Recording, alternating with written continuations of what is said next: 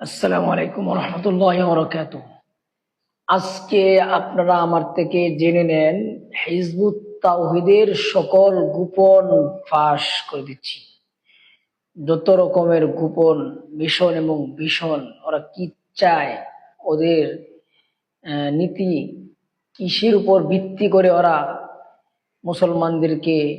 মুসলমানদের পায়তারি করতেছে, এটা আপনাদেরকে আজকে জানিয়ে দেবো ইনশাল্লাহ। দেখেন, বলি, হিজবুত তাওহীদের মিশন এবং ভীষণ, ওদের আকীদা। এক নাম্বার হলো প্রতিষ্ঠা ও দাবি। তাদের যে প্রতিষ্ঠা এবং দাবি, কি প্রতিষ্ঠা এবং কি দাবি, তারা কি বলে 1994 সালে সেলিম প্রতিষ্ঠা করেছে। দাবি আমরাই একমাত্র প্রকৃত ইসলাম।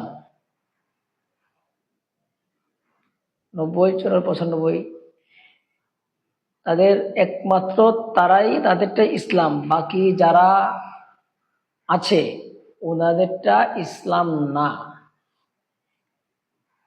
গোপন মিশন কি ওদের? ওদের গোপন মিশন হচ্ছে দিন কায়েমের নামে বাংলাদেশে নতুন ধর্মীয় রাজনৈতিক দল বানানো। বুঝতে পেরেছেন? দিন কায়েমের নামে বাংলাদেশে নতুন ধর্মীয় রাজনৈতিক একটা দল বানানো হলো ওদের মিশন, গোপন মিশন একটা। নাম্বার 2, নামাজ, রোজা, হজ অস্বীকার। তারা কি চায়? প্রচলিত নামাজ, রোজা, হজ এগুলো আসল ইসলাম নয়, এগুলো আনুষ্ঠানিকতা। তাদের বক্তব্য হলো নামাজ মানে আল্লাহর আইন কায়েম করা, সিজদা দেওয়া মূল না, আল্লাহর আইন কায়েম করা। আল্লাহর কোরআন কি বলে? নামাজ কায়েম করো, জাকাত দাও। বাকারার 43 নম্বর আয়াত। ইসলাম 5টি স্তম্ভের উপর স্থাপিত। হ্যাঁ, তো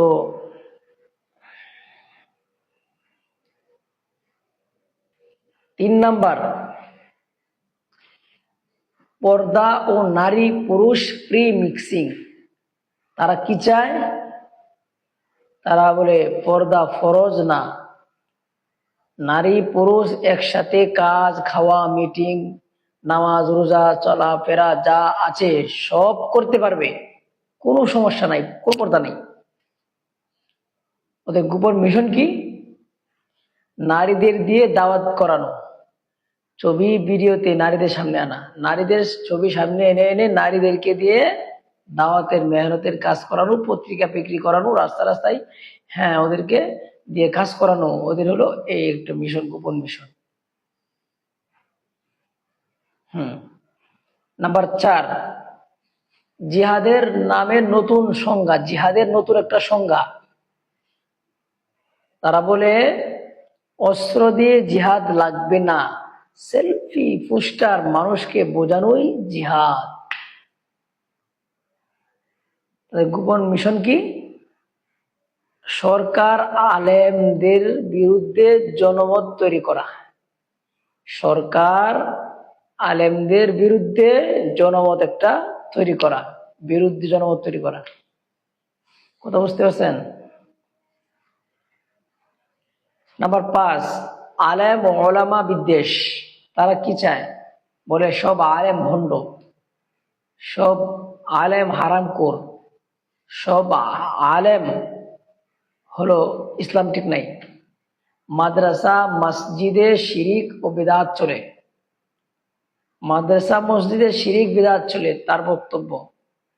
তার গোপন মিশন হলো সাধারণ মানুষকে আলেম থেকে দূরে সরে তাদের নেতার অন্ধ অনুসারী বানানো, যেটা বানাচ্ছে অলরেডি।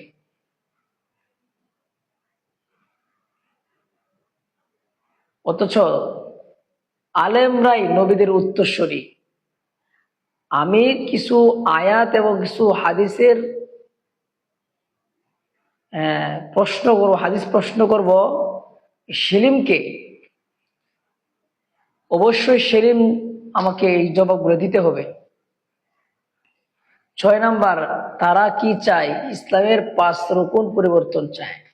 নতুন 5 রুকুন বানাইছে, ইমান, সালাত, জাকাত, সিয়াম, হজ, এর নতুন ব্যাখ্যা। হ্যাঁ, গোপন মিশন হলো 140 বছরের ইজমা বাদ দিয়ে নতুন ধর্ম চালু করতে চায়। নাম্বার 7, রাজনৈতিক এজেন্ডা। তারা কি চায়? ইসলামের নামে রাষ্ট্র ক্ষমতা, বলে আমরাই কোরআনের আইন কায়েম করব, আমরাই কোরআনের ধারক বাহক। আর এদের মিশন কি? নির্বাচন, আন্দোলন, মিডিয়ার মাধ্যমে জনপ্রিয়তা। এখন আসেন, সে কেন বাতিল, সে কেন ভ্রান্ত, এটা দলিলটা নিয়ে যান। ফরজকে অস্বীকারী, নামাজ, রোজা, পর্দা, ফরজকে অস্বীকার করা কুফর। সূরা মাইদার 44 নম্বর আয়াত। তাহলে কুফর, কুফর যে করে সে কি মুসলমান থাকতে পারে? নাম্বার 2, নতুন ধর্ম, নবী সাল্লাল্লাহু আলাইহি সাল্লামের পর নতুন শরিয়া আনা যাবে না। নাম্বার 3, উম্মতে ইজমার বাইরে 1400 বছরের আলেমরা যার উপর একমত, তারা হলো তার বাহিরে।